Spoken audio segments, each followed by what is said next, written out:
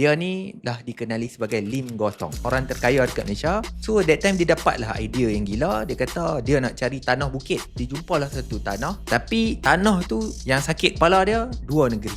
So overlap dengan Pahang, dengan overlap dengan Selangor. So dia pun tak apa. Dia kata tanah ni tanah hutan, tanah bukit, tak ada siapa akan pakai. Dia nak cuba mohon. Kalau dapat, hang bayar premium sahaja. So dia dah dapat 12,000 ekar dari Kerajaan Pahang dengan status freehold, hak milik kekal. So lagi dia nak dalam 2,800 ekar, sikit lagi dekat Selangor. Waktu tu Menteri Besar Selangor, Datuk Harun Idris ni, dia kata tak boleh, kami tak mau bagi status freehold, kami nak bagi status leasehold. 99 tahun. Lepas 99 tahun, tak tahu apa akan jadi. Dia pun mungkin kerajaan boleh ambil balik. Lim Gotong kata tak boleh tanah ni kosong, I kena buat semua. Bukan ada elektrik, jalan pun tak ada, apa pun tak ada. So dia pun tarik kabel lah, dapat lah tanah 2,800. So bukan dapat free, tapi beli dengan membayar premium kepada kerajaan. Dan kalau kita cari dekat luar pun tak ada langsung berapa premium yang dibayar. Kita pun nak tahu dia bayar berapa banyak kan. Tapi bila kita buat anggaran 1960-an, tanah area Pahang, KL ada range lah. Kita ambil range paling tinggi pun, kita darab, kita dapat 1.1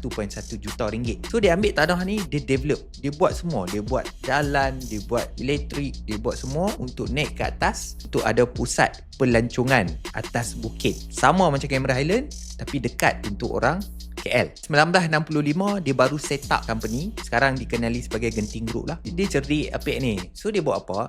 Dia kata bukan orang just nak main cuti, nak main lepak sejuk-sejuk macam Genting, Fraser Hill, Penang Hill.